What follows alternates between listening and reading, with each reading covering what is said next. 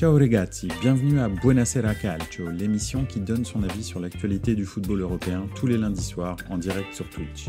Vous pouvez aussi écouter Buonasera Calcio en podcast sur toutes les plateformes de streaming et revoir la vidéo sur ma chaîne YouTube.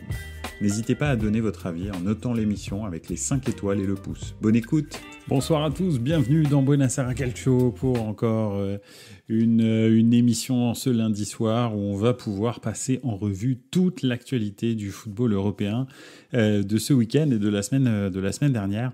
Donc voilà, écoutez, ça fait plaisir de vous voir dans les commentaires au JCRM. Comment ça va? Kif Kony aussi, ça fait vraiment plaisir de te voir et de t'avoir dans les commentaires. Vraiment, ça fait vraiment plaisir. Écoutez, donc ce soir, effectivement, comme d'habitude, vous le savez, trois thèmes qui peuvent absolument être dépassés, débordés, bref, faire ce qu'on veut avec, parce qu'on est là pour parler de notre passion. Donc il n'y a aucun souci si vous voulez parler d'autre chose. C'est avec grand plaisir.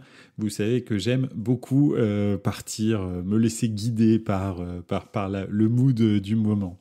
Donc ce soir, juste, je suis parti autour du derby d'Angleterre, qui pour moi était bien sûr un des matchs de l'année, hier en Cup.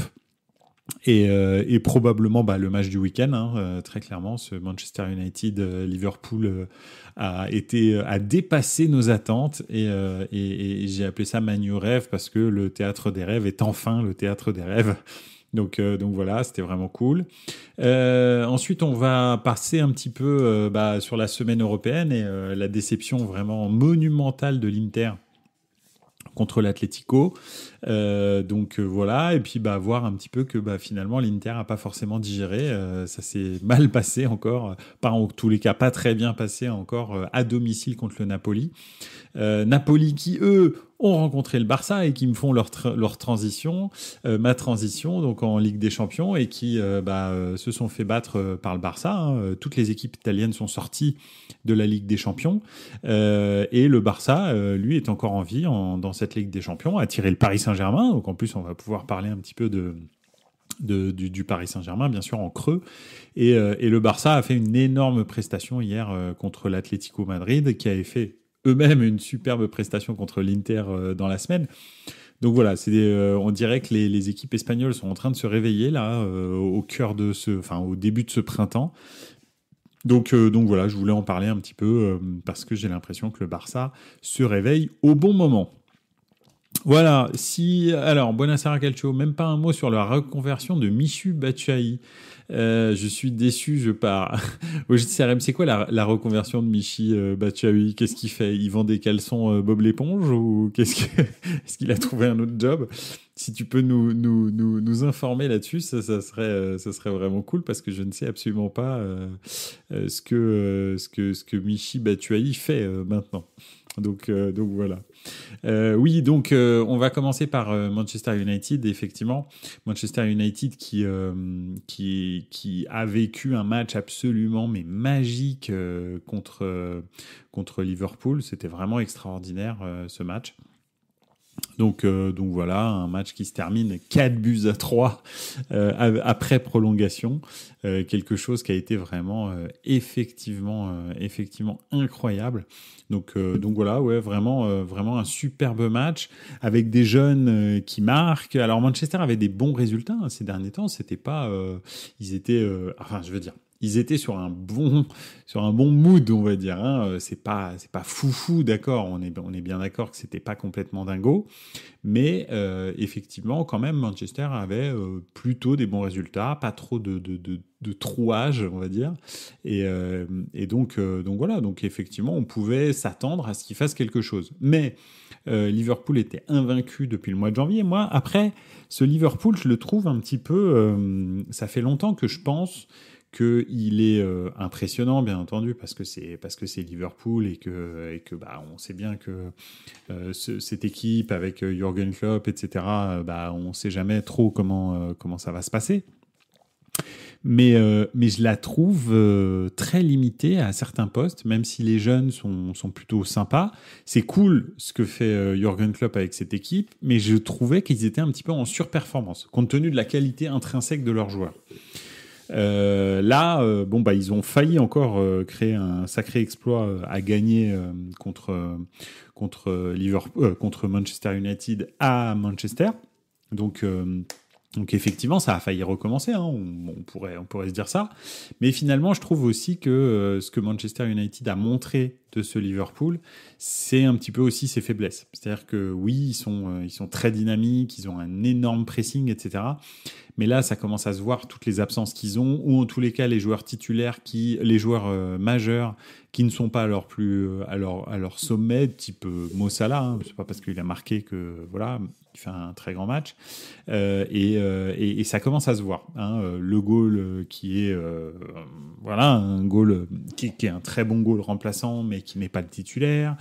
Les milieux de terrain qui sont en souffrance à gauche à droite. Donc voilà, donc ça commence à se voir et je trouve que ça dénote un petit peu de ce. Je trouve qu'ils étaient en surperformance ces derniers temps parce que beaucoup trop d'absents. Et là, contre une équipe comme Manchester United, qui n'est pas une équipe fantastique, qui a des bons résultats ces derniers temps, mais contre des équipes modestes. Modestes ou tout simplement on va dire pas au niveau qu'elle devrait avoir, hein, parce que quand on croise Chelsea par exemple, on peut pas considérer en ce moment qu'on croise une grosse équipe. Quand on croise les 11e du championnat, voilà. Et c'est vrai que voilà, je trouve que que Manchester est pas une équipe fantastique, et pourtant, ce qu'ils ont fait hier à Liverpool, c'est quand même assez symptomatique, je trouve, d'une fragilité de Liverpool. Ça n'empêche que le scénario du match était absolument incroyable. Donc, on peut dire tout ce qu'on veut, mais c'est vrai que je crois que c'est Bruno Fernandes qui dit à la fin du match que c'était un match de tennis. Oui, c'est clairement un match de tennis. Et puis en plus, je pense aussi que Liverpool a raté l'occasion de plier le match en fin de rencontre, ou plus exactement, Onana a fait les arrêts qu'il devait faire. Donc c'est peut-être ça, je sais pas. En tous les cas, ils ont fait ce qu'il fallait. Nikaya, ça fait très plaisir que tu sois dans les commentaires. Plus d'Italiens en Ligue des Champions, ça commence à se voir aussi. ouais, j'ai bien vu. Effectivement, c'est vrai que voilà, plus d'Italiens, c'est très surprenant, hein, parce que je disais depuis le début de saison que l'Inter était le favori de la Ligue des Champions pour moi, avec Manchester City, bien entendu. Donc voilà. Alors un petit point sur la reconversion de Bob l'éponge, enfin de Michy Batshuayi. La reconversion de Michy, c'était pour son coup de pied lors de la fin du match entre Trabzonspor et le Fener. Ah oui, j'ai vu que c'était. J'ai pas vu exactement ce qui s'était passé en particulier, mais j'ai vu des images de la sortie des joueurs du Fenerbahçe où c'était n'importe quoi. Et donc Michy Batshuayi s'est mis au MMA apparemment. Bon écoute, c'est bien, il faut se reconvertir à un certain moment. Donc voilà. Donc effectivement, en tous les cas, un match palpitant, des rebondissements dans tous les sens, jusqu'à ce quatrième but tout à la fin des prolongations. Donc voilà, je pense que Liverpool a raté l'occasion de plier le game. Mais oui, c'était quand même un match ultra spectaculaire au cœur de l'après-midi. Comme ça, franchement, c'était vraiment cool.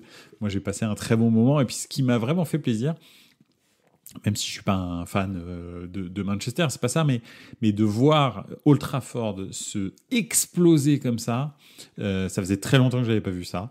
Parce que Manchester a des résultats qui sont très très très mitigés depuis quelque temps. Onana retrouve enfin son niveau, je trouve, pas seulement sur ce match, hein, ça fait quelques matchs qu'il est bon depuis qu'il est revenu de la Coupe d'Afrique des Nations, je trouve qu'il est plutôt bon. Donc voilà, ça commence à prendre forme gentiment, même s'il y a eu des occasions absolument folles de la part de Liverpool, hein, qui aurait pu très possiblement remporter le match.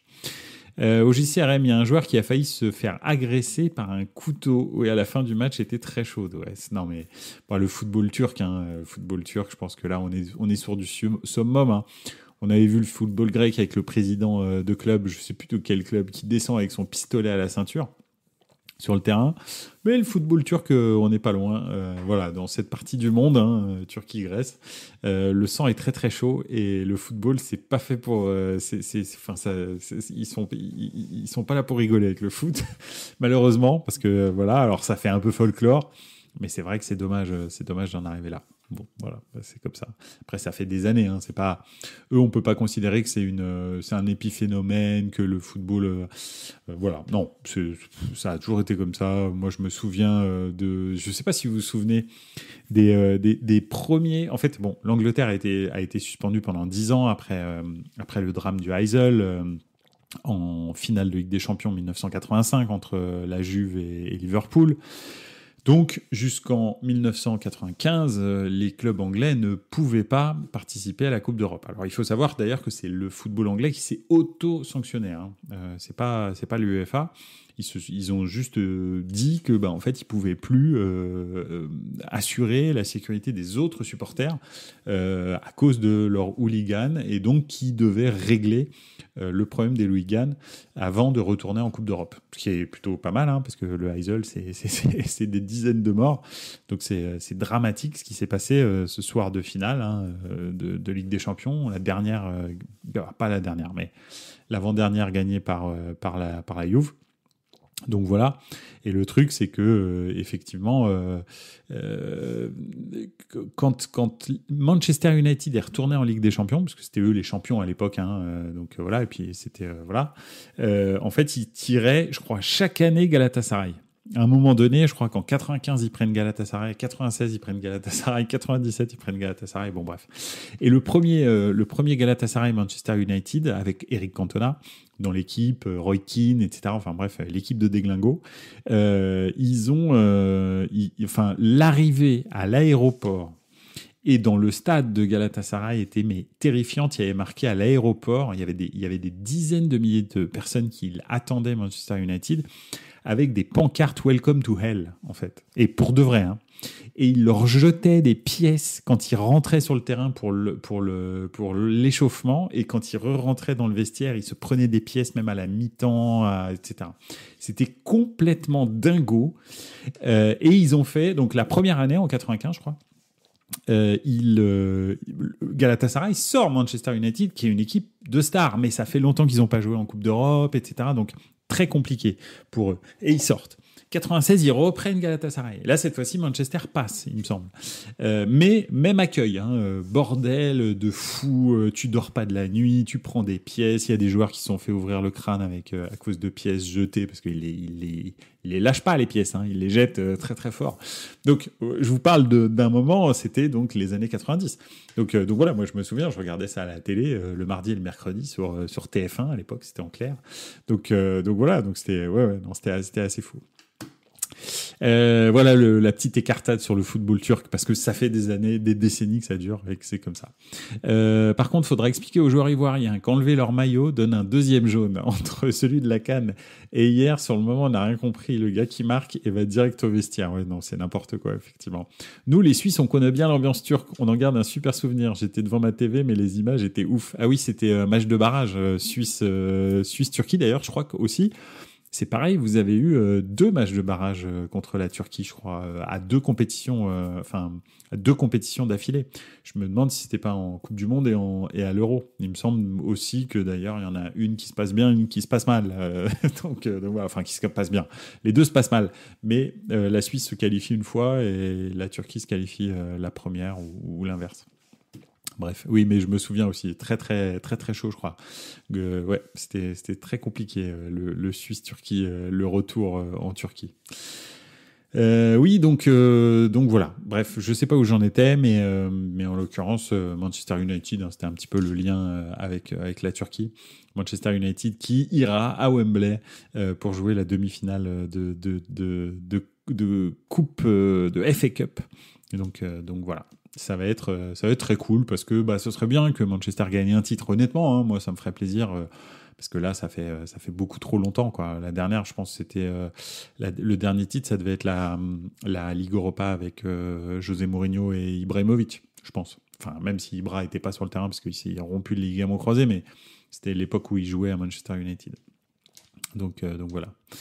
Voilà, un petit peu pour Liverpool. Et Liverpool, là, ça fait déjà un titre qu'ils peuvent pas prendre, hein, parce que là, ils étaient soi-disant partis pour le quadruplé, hein, Ligue Europa, Coupe de la Ligue. Bon, ils ont gagné la Coupe de la Ligue. Ils étaient donc aussi en FA Cup, et ils étaient bien sûr en lice pour le titre, hein, de Première Ligue, même si Arsenal a pris la tête. Alors ce week-end, bon, c'était un peu tronqué en Angleterre à cause des matchs justement de Cup, hein, les quarts de finale. Donc il y a beaucoup de matchs qui ont été reportés. Donc là, le classement est un peu difficile à lire, mais en gros, bon, les trois de devant se tiennent en un point. Voilà, en gros, Arsenal, Liverpool et Manchester City se tiennent en un point. Donc voilà, donc ça va être chaud jusqu'au bout. Il n'y a pas de doute, il n'y a aucun doute là-dessus. On va passer au deuxième sujet. L'Inter ne digère pas. Ouais, moi j'ai été absolument surpris. Déjà du match de l'Atlético, parce qu'il faut bien comprendre que l'Atlético ces dernières semaines, c'est pas terrible, même depuis le début de saison, ils ont des hauts et des bas, mais jamais on a pu dire, enfin, où j'ai pu me dire, en tout cas personnellement, hein, après, il y a peut-être des gens qui voient le foot différemment, mais je me suis dit, ouais, l'Atlético cette année, c'est une équipe sérieuse. Alors, il y a Griezmann qui est au-dessus du lot et qui, quand il est chaud, l'Atlético peut faire mal à n'importe qui. Mais à part ça, c'est assez compliqué de pouvoir compter sur l'Atlético. On ne comprend pas trop. Des fois, ils se prennent une énorme rouste contre une équipe de fin de tableau d'Espagne. Ils sont capables d'aller secouer un très gros d'Espagne, je sais pas, la semaine suivante. Et c'est un peu comme ça en permanence. Donc voilà, donc j'avais beaucoup de mal à lire ça, et moi je pensais que effectivement l'Inter avait raté des opportunités au match aller, hein, à San Siro. Ils auraient pu tuer le match, mais que ça allait suffire parce que ne serait-ce que ce 1-0 faisait en sorte que l'Atlético allait devoir se découvrir, et on sait bien que c'est pas du tout le jeu de l'Atlético. L'Atlético, c'est une équipe qui adore être recroquevillée et exploser en contre lorsqu'il récupère le ballon. Donc je me disais que même le 1-0, avec la maîtrise qu'affiche l'Inter ces derniers temps, ça allait suffire. Et en fait, ils ont fait un match absolument plein, complet, 90 minutes à agresser l'Inter. Impossible pour l'Inter de poser son jeu. Et même quand ils ouvrent le score, là, je me suis dit, bon, là, c'est fini. À 2-0, enfin 2-0 sur l'ensemble des deux matchs, c'est terminé, merci. Limite, j'ai commencé à zapper, je regardais l'autre match. Et puis, en fait, 3 minutes ou 4 minutes après, égalisation. Et là, tu te dis, ça commence à... Les fantômes du j'ai raté trop d'occasions. Vous savez, dans le foot, hein, quand vous mettez pas les buts, vous le payez tôt ou tard. Quand vous avez les occasions, style par exemple la Champions League 2022, toutes les équipes qui ont rencontré le Real, n'ont pas mis les buts, toutes se sont fait sortir. Mais il n'y a pas que le Real, mais il y a énormément de fois où j'ai regardé des matchs où quand une équipe domine et ne met pas les buts, très souvent elle le paye. Et là, en l'occurrence, l'Inter l'a payé. Cette égalisation, ça a été très très chaud. Et puis finalement, derrière, tout se met mal. On en arrive au tir au but. Et puis au tir au but, c'est pas la loterie, hein. Je suis pas Didier Deschamps. Je pense que ça se travaille. Ça n'empêche que, je sais pas si vous avez vu cette vidéo de Lautaro Martinez, du penalty de Lautaro Martinez qui met au-dessus. En fait, quand il prend appui sur la pelouse de San Siro qui est pourrie, hein, la pelouse de San Siro à ce moment de l'année. Chaque année, c'est la même chose. En fait, en hiver, San Siro, les tribunes de San Siro sont tellement hautes, hein, parce que c'est un stade de 80 000 places qui est vraiment vertical. Hein, c'est pas comme le Camp Nou qui est un espèce de... Ou le stade Vélodrome, par exemple, l'ancien stade Vélodrome qui était vraiment très ouvert. Le San Siro, il est un petit peu comme Bernabéu. Ce sont des stades qui sont très, très verticaux. Et en l'occurrence, la lumière ne pénètre pas dans San Siro. Et chaque année, à partir du mois de janvier, février, mars, la pelouse commence à pourrir parce que pas assez de lumière à cause du fait que le soleil n'est pas suffisamment haut pour faire rentrer la lumière du soleil dans le stade. Même avec les lampes, vous savez, les lampes qu'ils mettent sur la pelouse, en fait, ça va pas, ça suffit pas. Et ce qui fait que la pelouse est pourrie. Tout le temps. Chaque année, c'est pareil. Et en l'occurrence, alors il suffit qu'en plus, il y a un concert, etc., parce que c'est souvent le cas à San Siro. Et puis là, alors là, c'est le jackpot.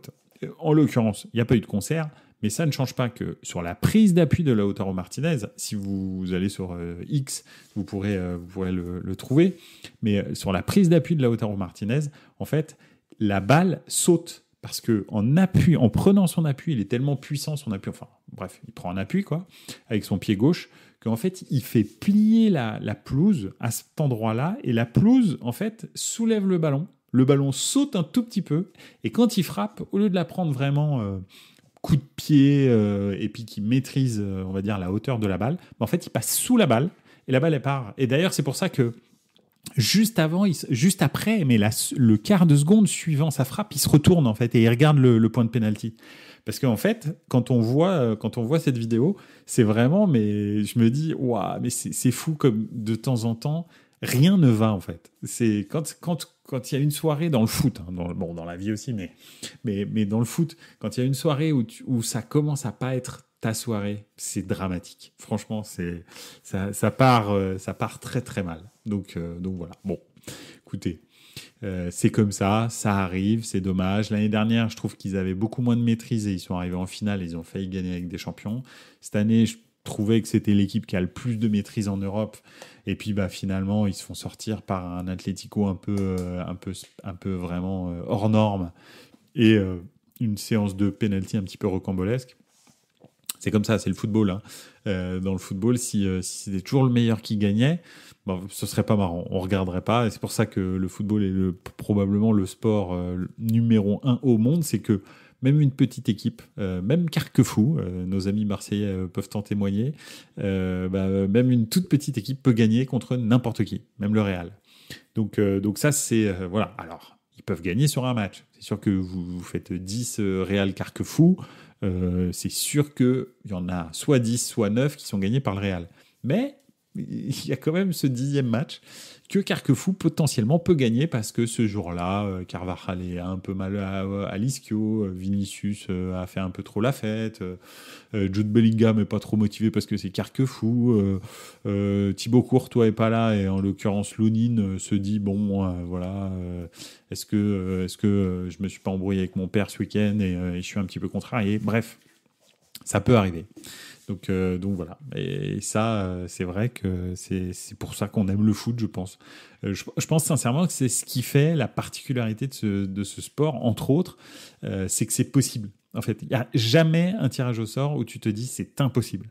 Pareil, c'est pas parce que tu as gagné 4-0, Paris en sait quelque chose, que tu peux être sûr que tu vas te qualifier. Non, c'est pas possible. Parce que au foot, tu peux avoir des journées qui sont incroyable, comme je sais pas le 7-1 de l'Allemagne contre le Brésil par exemple, et des journées sans, je reprends la même chose, mais le 7-1 de l'Allemagne contre le Brésil, c'est pas, il y a pas 6 buts d'écart entre le Brésil et l'Allemagne, mais ça peut arriver, il y a des jours comme ça. Donc voilà, c'est par exemple des choses qui n'arrivent pas au basket, ou très peu, ou des choses qui n'arrivent pas au rugby. Ce sont deux sports collectifs où très souvent, le meilleur gagne. C'est très, très rare que le meilleur ne gagne pas. Donc voilà. Après, il peut y avoir des équipes sensiblement de même niveau. Je sais pas, on a vu France-Angleterre, par exemple, ce week-end, où là, tu peux considérer que c'est deux équipes sensiblement de même niveau et donc les matchs sont intéressants. Ça, il n'y a pas de problème. Mais quand vous avez une très grosse équipe de rugby qui tombe contre un petit, t'es sûr qu'ils leur mettent une rousse. Ça, il n'y a pas de négociation. Et au basket, c'est la même chose. Donc voilà. Voilà, j'ai digressé encore sur cette fois-ci le basket et le rugby, mais bon, c'est comme ça. En tous les cas, l'Inter ne digère pas. Et donc ce week-end, il rencontrait Naples. Naples, en gros, les deux gros déçus de la Ligue des Champions italiens, comme disait Nikaya, il n'y a plus de club italien en Champions. Voilà, les deux se rencontraient le week-end suivant. Et en fait, c'est vrai que l'Inter, encore une fois, n'a pas su tuer le match. Donc c'est parce qu'ils ont eu plus d'occasions que le Napoli. Hein. Ils ont dominé le match. Et d'ailleurs, le but. Alors je reviens pas trop sur l'arbitrage d'habitude. Je sais pas si vous avez remarqué, mais je suis pas un fanatique de l'arbitrage. Tant que maintenant qu'il y a la VAR, en fait, je suis tranquille. C'est quand même très rare les vrais vols. Il peut y avoir des petites erreurs, mais les vrais vols, c'est terminé, c'est derrière nous, c'est dans les années 2010, c'est pas grave, ça y est, c'est fini. Là, depuis qu'on a la VAR, maintenant, on dort bien le soir. Hein. La plupart du temps, tu peux essayer d'interpréter un peu différemment à gauche, à droite, mais en général, ça va bien. Donc voilà. Ah ouais, l'affaire Acerbi, c'est grave, il risque 10 matchs de suspension si ces mots sont avérés. Et oui, effectivement, je suis d'accord. Bref, Acerbi, hein, c'est un peu... je le trouve bon, hein, mais bon. C'est pas... On voit bien que c'est pas la lumière du millénaire, Acerbi. Hein, c'est pas le phare d'Alexandrie, quoi. C'est plutôt l'allumette de la goutte d'or. Donc voilà, si je dois faire un comparatif. Il a quitté le Rassemblement italien d'ailleurs. Ouais. Je veux bien le croire. C'est un peu gênant. Donc bref, quoi qu'il en soit, je sais plus où j'en étais. Oui, ils se rencontraient et l'Inter encore une fois n'a pas réussi à terminer à fermer le match en fait. Et c'est un vrai problème. Ça fait 2 fois d'affilée. Ça fait 3 fois même si on peut considérer l'Atlético avant.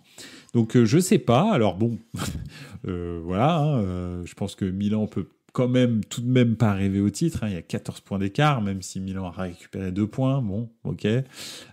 Mais ça change pas que je les vois mal perdre 14 points en 9 journées jusqu'à la fin du championnat. Ça va être compliqué, même s'ils rencontrent Milan. Bon, mais ils rencontrent Milan au mois d'avril. Normalement, ils seront déjà champions à ce moment-là, ou probablement qu'ils seront champions, peut-être même...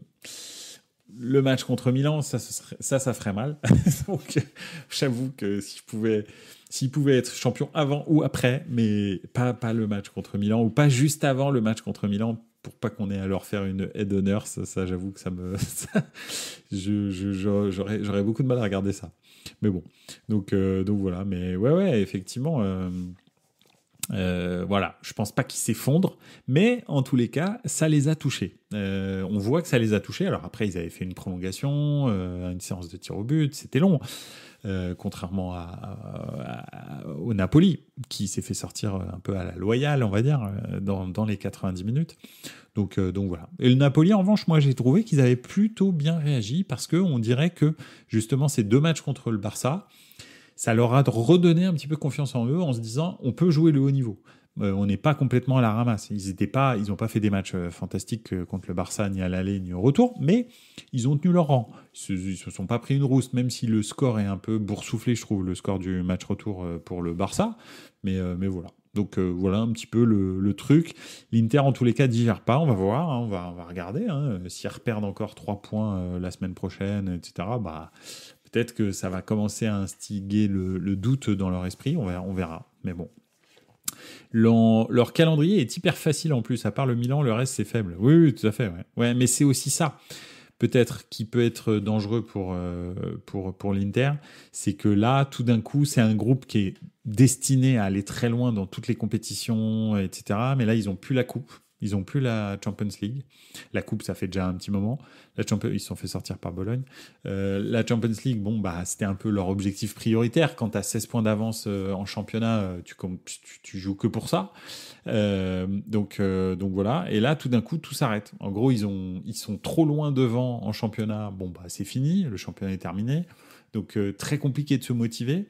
Et je ne sais pas jusqu'à quel point en fait ça peut jouer sur leur motivation de tous les jours, quoi. Parce que maintenant ils n'ont plus qu'un match par semaine et on commence à voir des gestes un peu bizarres de joueurs quand ils sortent, de Barella, j'ai vu des réactions qui étaient un petit peu bizarres à l'Inter.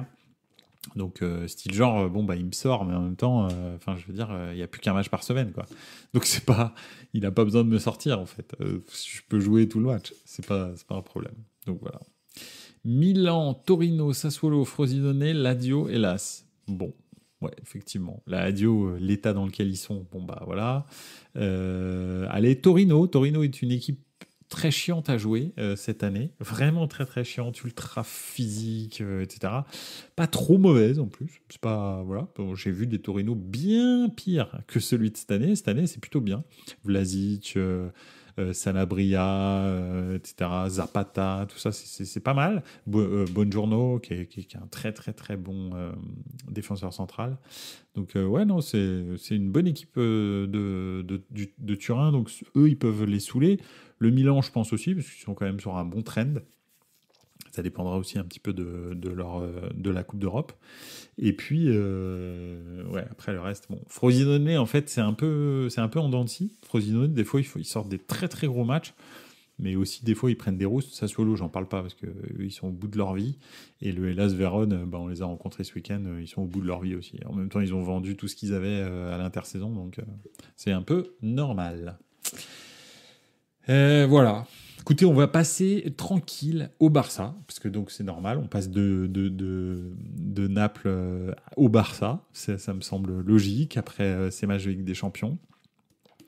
Le Barça a fait une super prestation hier contre l'Atlético. Très très grosse prestation.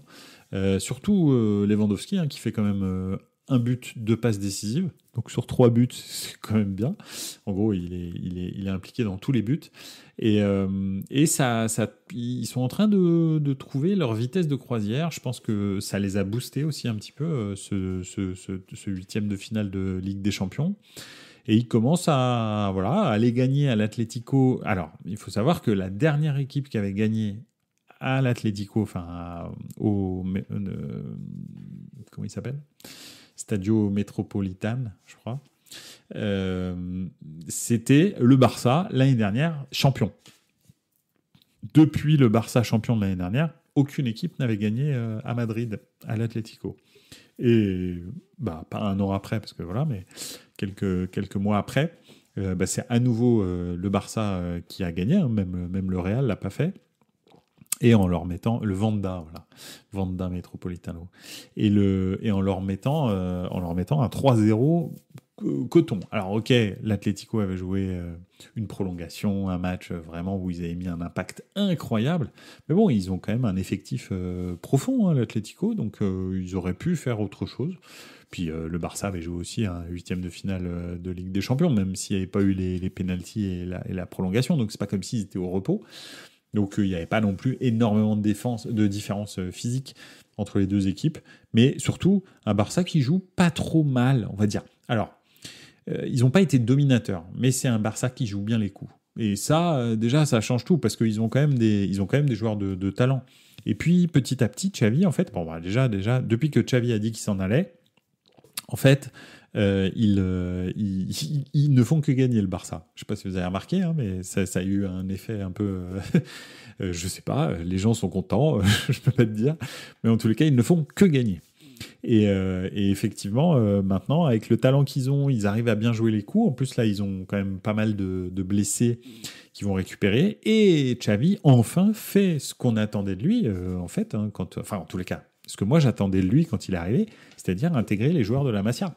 Les Firmin, les Forst, les gars comme ça qui sont plutôt bons. Et honnêtement, ça commence à très très bien jouer et ça change. Moi, je suis ultra déçu de Jong. Je suis pas convaincu par Pedri. Alors bon, Pedri depuis sa saison à 80 matchs là, quand il fait toutes les compétitions possibles, il est blessé tout le temps. Donc je peux pas trop le juger, mais je veux dire, la saison à 80 matchs, Pedri, il est stratosphérique. Et d'ailleurs, il m'inquiète, limite. Mais depuis, en fait, il le paye, quoi. Donc voilà. Alors, juste un petit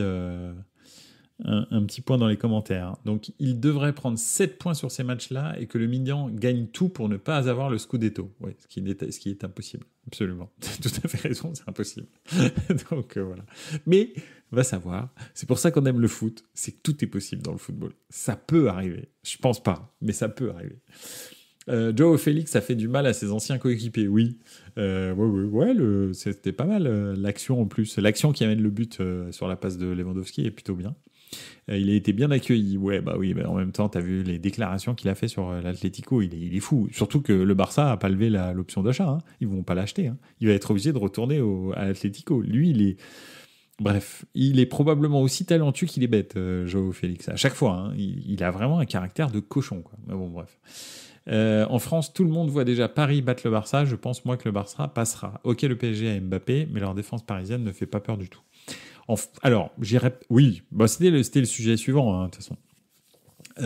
En gros, moi, le truc, c'est que je pense qu'on est trop optimiste sur le fait que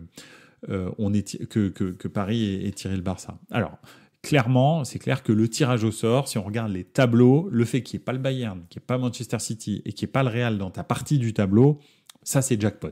Ça, il y a pas, tu peux dire tout ce que tu veux, c'est jackpot, messieurs, dames. Voilà, il est où Gilbert Bribois? Ça, c'est clair. En revanche, le fait que tu tires le Barça pour le Paris Saint-Germain, dans l'état dans lequel se trouve cette équipe, parce que c'est même pas ce club, c'est où on est dans son développement, le Paris Saint-Germain, avec l'équipe qu'elle a.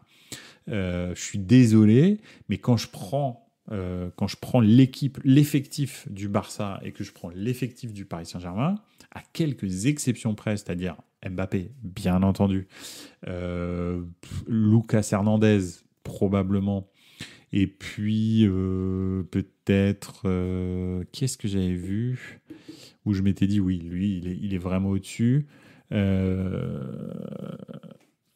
Tac, tac, tac, je me souviens plus. Mais à part ces quelques exceptions, généralement, je dis que les joueurs du Barça sont au-dessus des joueurs du Paris Saint-Germain. Si on peut... Alors, la défense centrale, c'est vrai, du Barça est pas... Oh, quoique Araujo, est-ce que c'est meilleur que Marquinhos? Oui, je pense. Donc, bon, voilà. Donc, effectivement, je pense que l'effectif du Barça est meilleur. Maintenant, ça ne veut pas dire que l'effectif du Barça... voilà. Déjà, je pense que Paris a un meilleur entraîneur que le Barça. Déjà. Donc, ça aide aussi. C'est même très, très important. Et c'est pour ça que je commence à dire que, effectivement, tu peux te dire, bah voilà, ouais, c'est du 50-50, quoi. C'est pas du 60-40, comme tu dis, Kif Kony. Attends, je reviens sur tes commentaires. Mais pour moi, c'est vraiment du 50-50. C'est pas le pire tirage, parce que donc ça aurait pu être le Real, Manchester City ou même un Bayern un peu souffretant. Je pense que Paris n'a pas le niveau. Donc voilà. En revanche, tirer le Barça, écoute, c'est une équipe plutôt joueuse quand même, donc c'est plutôt pas mal pour le Paris Saint-Germain. Voilà, c'est une équipe à peu près au niveau du Paris Saint-Germain, donc c'est bien, c'est un match ouvert. Tu te dis pas c'est mort, mais moi je me dis pas c'est sûr. Voilà, j'en suis pas là, donc on verra bien. Vitinha ou Hakimi?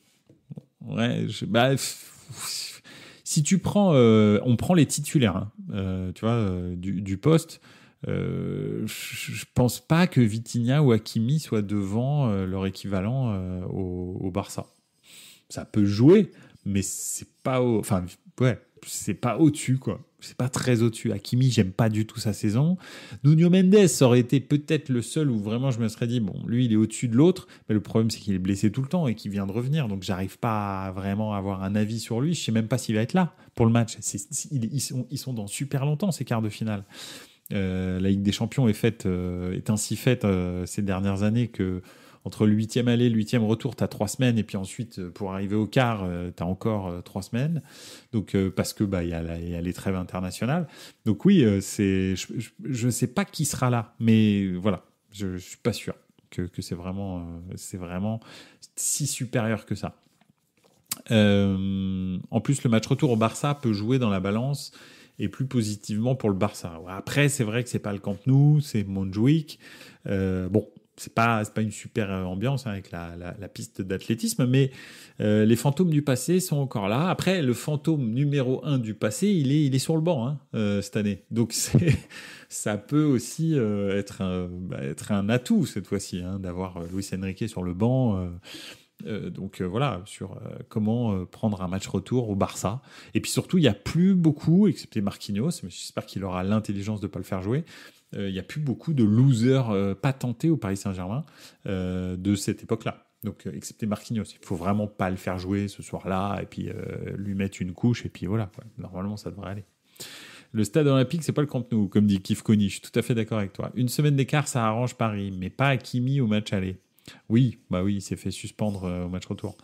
Ouais, bon écoute, Luis Enrique a tellement de systèmes, etc. On le voit, chaque match, c'est une équipe différente, tu prévois toujours des trucs et tout, qu'il veut nous sortir quelque chose. Ça m'intrigue pas. Je pense que Paris sera moins offensif à droite, mais ils seront quand même solides, je pense. Moi, j'ai confiance en Luis Enrique, bizarrement. Je peux comprendre qu'il énerve un peu quand on est supporter du Paris Saint-Germain, mais moi, je trouve que ce qu'il a fait tout au long de la saison, C'est exactement pour ces moments-là. Moi, là, avec le Paris Saint-Germain de Luis Enrique, le fait qu'Hakimi soit pas là, ça m'inquiète pas. Parce que je sais qu'il a habitué ses joueurs à jouer, déjà, tous les joueurs.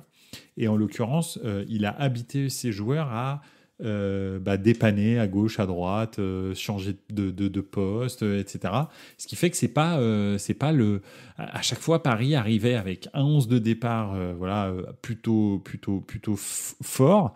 Et quand arrivaient les gros trucs, quand il y avait un joueur qui manquait, on avait l'impression que c'était fini. Terminé. Oula, il n'y a pas le latéral, alors là c'est mort, c'est fini. Il n'y a pas Neymar, c'est mort. Luis Enrique, toute l'année, au contraire, il s'est préparé à ces moments-là. Parce qu'il y a toujours un joueur qui manque. C'est impossible que tu aies ton 11 de départ top, titulaire, en quart pour le match aller et le match retour, en demi pour le match aller et le match retour et en finale. Ça n'existe pas. Tu auras toujours des absences et des fois des grosses, et c'est pas grave. Et c'est ces matchs-là qu'il faut que tu gagnes quand même, ou que tu perdes pas en tous les cas. Donc voilà. Au JCRM, une petite question. Et toi, le fan de Milan, tirer la Rome, j'ai pensé à toi direct, t'étais pas dû être content, la Roma joue bien en ce moment. Oui, en fait, j'étais pas content pour le football italien parce que c'est dommage qu'on gâche des points UEFA en se rencontrant les uns les autres. Mais bon, ça c'est le lot des grands pays qui ont beaucoup d'équipes dans des compètes. Donc voilà, bon bah c'est comme ça. Après, honnêtement, la Roma joue beaucoup mieux que depuis le début de saison, ça c'est clair. Mais il m'inquiète pas. C'est pas une équipe où je me dis ah ouais ils sont super forts. L'expérience qu'a Milan de ces 3-4 dernières saisons du très haut niveau de la Coupe d'Europe, les joueurs qu'ils ont intrinsèquement, tout est plus fort, quoi. Donc même le coach a plus d'expérience. Bref, je suis pas inquiet par la Roma. Je dis pas que ça va être facile, ça va être serré, mais je pense que sur un match aller-retour, Milan passe. Ils sont plus forts que la Roma. Il n'y a pas photo, quoi. C'est comme ça. Et comme en plus, ils seront pas impressionnés, ils seront pas surpris, ils connaissent la Roma, quoi. Bon, bah, je pense que ça va plutôt bien se passer, même si De Rossi va leur donner beaucoup de force que Mourinho peut-être n'arrivait plus à faire. Mais bon, ouais, j'ai pas, voilà. Moi, en revanche, je suis triste pour le football italien parce que je pense que la Roma aurait pu aller loin et Milan aussi. Et donc, voilà. Donc, c'est un peu embêtant. Mais, bref. Oui, son milieu à deux, c'était une préparation pour cette partie de la saison. Si les mecs couvrent le milieu à deux, ils peuvent le faire à 3, 4 ensuite, en couvrant une surface plus étendue. Mais oui, bien sûr. Moi, je pense sincèrement que Luis Enrique, il est nul en communication. En fait, c'est pas qu'il est nul, c'est qu'il en a rien à foutre. Depuis la mort de sa fille, Luis Enrique, il est en roue libre. Il en a rien à foutre de la com. D'ailleurs, il emmerde les journalistes. Il en a rien à foutre. Donc, c'est comme ça.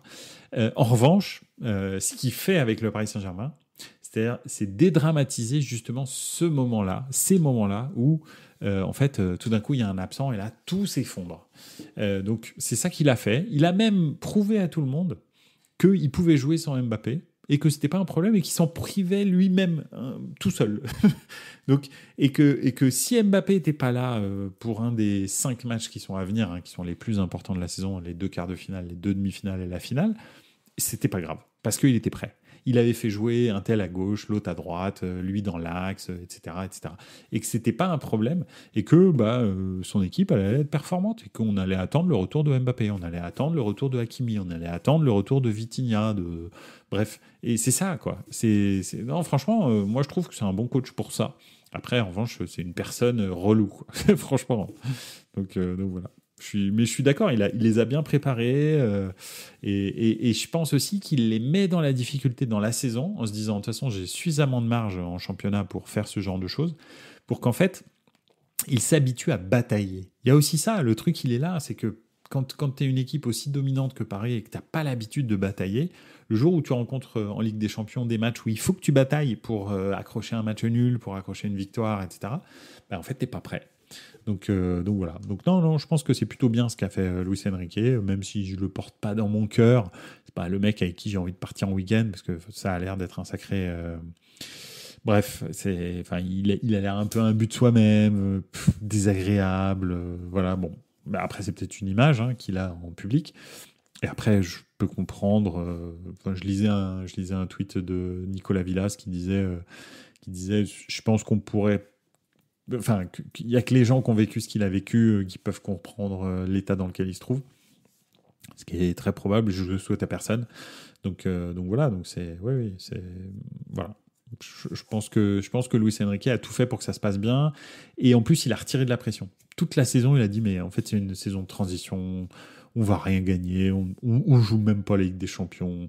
Si on sort pas des poules, c'est pas grave, etc. En fait, tout ce qu'il a fait là, c'est tout ce que le Paris Saint-Germain aurait dû faire depuis des années, plutôt que de dire jour 1, rêvons plus grand, ce qu'on veut c'est gagner la Ligue des Champions. Mais tu t'imagines la pression que tu mets sur ton club qui a gagné que dalle, excepté la Coupe Gambardella en 1996. Enfin, c'est monstrueux. Donc, lui, en fait, il est arrivé, il a dit non, mais on va arrêter ces conneries. Voilà, on est en reconstruction. Alors, bon, une reconstruction à 400 millions d'euros l'été dernier, mais bon, quand même. On est en reconstruction, on joue rien, on sort pas des poules, c'est pas grave, on a fait des bons matchs, etc. Vraiment, il fait du travail psychologique avec le club, avec ses joueurs.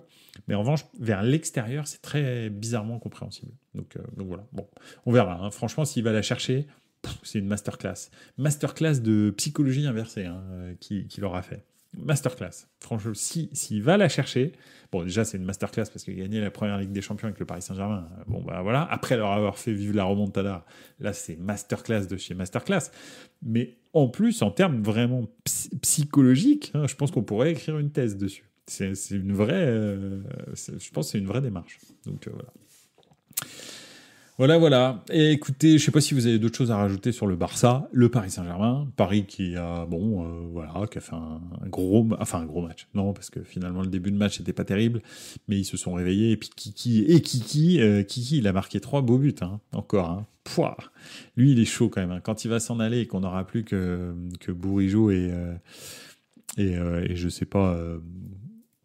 Mumbagna, ça va être compliqué quand même. La Ligue 1, ça va être beaucoup plus compliqué. Donc, on verra bien. Mais s'il gagne, on donne le ballon d'or à Luis Enrique. Ouais, bah pourquoi pas. Carrément.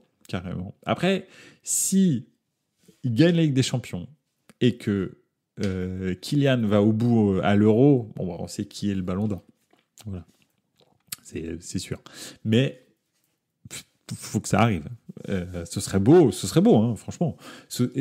Quelle plus belle histoire pour écrire Kylian Mbappé avec le Paris Saint-Germain que de terminer sa carrière avec une Ligue des Champions à Ballon d'Or au Paris Saint-Germain. Ce serait magique, quoi. Ce serait, voilà. Je pense pas que ça arrive, mais si ça arrive, c'est définitivement qu'il a un destin hors norme. Donc voilà. Oui, bon, alors, on était quasi tous sûrs que c'était déjà le cas, mais quand même, il a un destin hors norme. Kylian Mbappé, il y a des gens, je sais pas, mais moi encore, quand je vois ces 3 buts là contre Montpellier, alors ok, c'est Montpellier, bon, ça change pas que la frappe qu'il met de l'extérieur de la surface, ou même le premier but, frappe du gauche, ça a l'air de rien, mais ça va à une vitesse incroyable et c'est ultra bien placé. La frappe, elle est magnifique, l'autre de l'extérieur de la surface. Donc tu peux pas. Je veux dire, s'il y a des gens qui pensent que c'est juste un tout droit, franchement, c'est qu'ils comprennent pas grand-chose au ballon. C'est un tout droit. Et en plus, c'est un virage. Et en plus, c'est un gars qui a une technique en mouvement, je parle, mais quasi inégalée depuis probablement... Allez, parce qu'en mouvement à très haute vitesse, Ronaldo Romario, et je parle de R9, je parle pas de Cristiano Ronaldo qui a un style complètement différent de Kylian Mbappé, et Messi pareil qui a un style complètement différent de Kylian Mbappé. Là je parle d'un numéro 9 ou d'un attaquant qui va très très vite et qui enchaîne des mouvements à très très haute vitesse. Je pense que ça faisait depuis R9 j'ai pas vu ça. Donc voilà, ça va très très vite entre le contrôle et la frappe, c'est ça va ultra vite. Et c'est pas la première fois qu'il le fait. Enfin, je veux dire, ça fait 10 ans, enfin pas 10 ans, 8 ans, 9 ans qu'il le fait maintenant. Où tu te dis, waouh, c'est quand même assez impressionnant. Au début, tu peux penser que c'est de la chance. Là, maintenant, tu es obligé de dire, bon, le gars, il a un pied quand même, c'est chaud, quoi. Il frappe très très fort, c'est toujours cadré quasi. Pied droit, pied gauche. Non, très très très très fort. Beaucoup plus fort que plein de joueurs. Le seul, je vous dis, qui peut pour l'instant rivaliser, je pense que c'est Vinicius. Après les autres, Bellingham, il est en surchauffe très clair, c'est sûr et certain, il fait pas des saisons comme ça tous les ans, mais sûr. Alors là, je signe. Erling Haaland, c'est un pur finisseur, donc ça n'a rien à voir du tout avec Kylian Mbappé. Donc voilà. Bref. Je termine sur Kiki, mais j'espère qu'il va bien terminer avec le Paris Saint-Germain. Attention à Foden pour le Ballon d'Or. Ouais, c'est vrai. Bah, si, pareil. Hein. Et il gagne la Ligue des Champions. C'est un des joueurs majeurs de Manchester City en ce moment, Phil Foden. Et il gagne l'Euro avec l'Angleterre, ce qui est très possible. Ça va être chaud. Et il est aussi probable qu'il gagne la Première Ligue. Donc ça peut être un très très très bon candidat, hein, très clairement. Hein. S'il continue à être décisif comme ça dans les gros matchs, c'est-à-dire quart de finale, demi-finale, finale, ouais, il va l'avoir. Parce que Foden, cette année, c'est du très très très très haut niveau. C'est un autre style que Kylian Mbappé. Beaucoup plus... il me fait beaucoup plus penser à Bernardo Silva, Phil Foden, en fait. Un peu plus décisif. Mais c'est plus un Bernardo Silva, quoi. Donc, voilà. Bellingham, Mbappé pour moi. Haaland en 3. Pour l'instant. Attends. La saison n'est pas finie. On sait que c'est maintenant que ça se joue. Là, c'est au mois d'avril que la saison se joue. Avril, mai, juin, juillet, jusqu'à la fin de l'Euro. C'est là que tu gagnes le Ballon d'Or. Avant, tu fais que dalle. C'est juste l'apéritif. Donc, je suis d'accord avec toi. Bellingham peut le gagner. Mbappé peut le gagner. Phil Foden peut le gagner. Haaland, c'est sûr que non. Parce que il n'aura pas l'Euro. Et je trouve pas qu'il fait une super saison. Donc voilà. Attention, si Messi gagne la MLS et la Copa, il peut encore le lui donner, tu m'étonnes. Mais s'il gagne la MLS et la Copa, sur PlayStation, hein. Il n'a même pas besoin de jouer sur le terrain, il a quand même le Ballon d'Or, hein. T'inquiète. Hein. Donc voilà.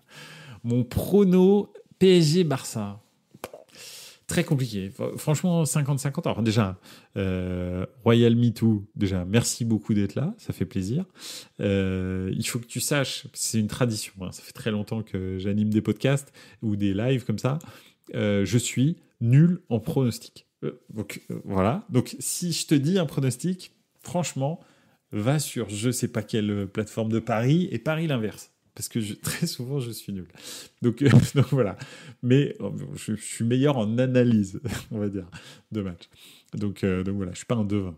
Mon prono PSG-Barça, je pense quand même que le PSG va passer. Je pense que Luis Enrique amène ce plus qui va faire en sorte que ils vont passer. Parce que les équipes sont sensiblement de même niveau, mais je pense que Luis Enrique est supérieur à Xavi. Et je pense que c'est lui qui va faire la différence au niveau tactique.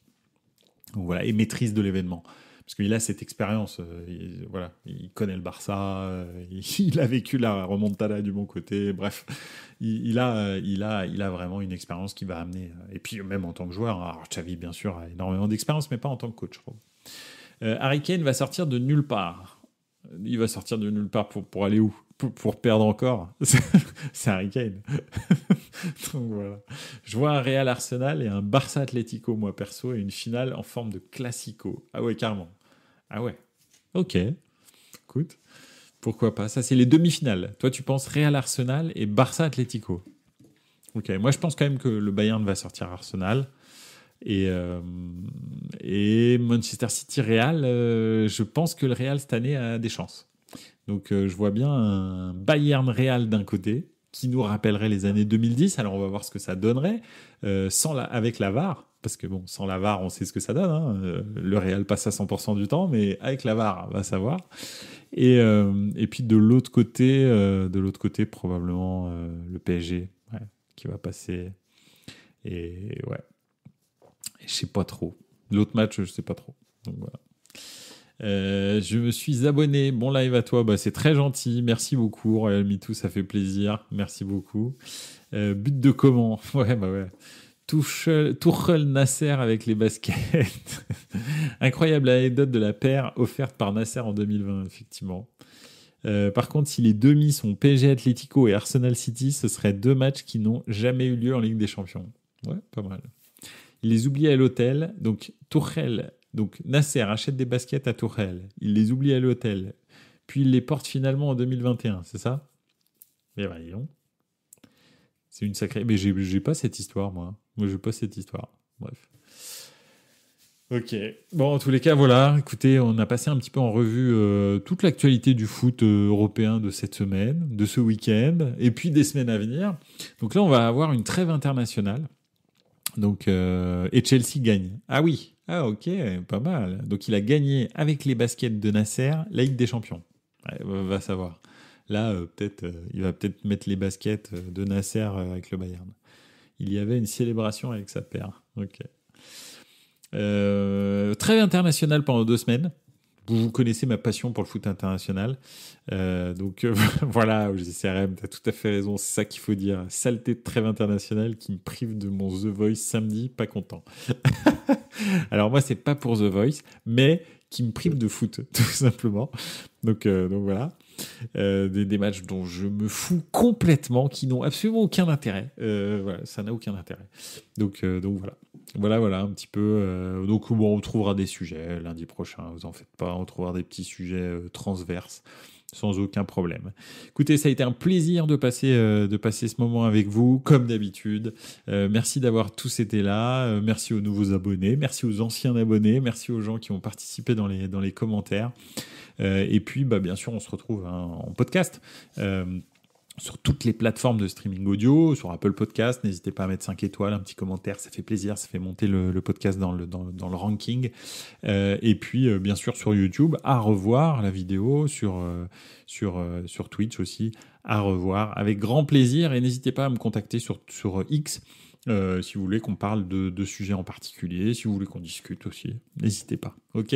Merci à tous en tous les cas, et puis n'oubliez pas, ciao les gars, ciao ciao.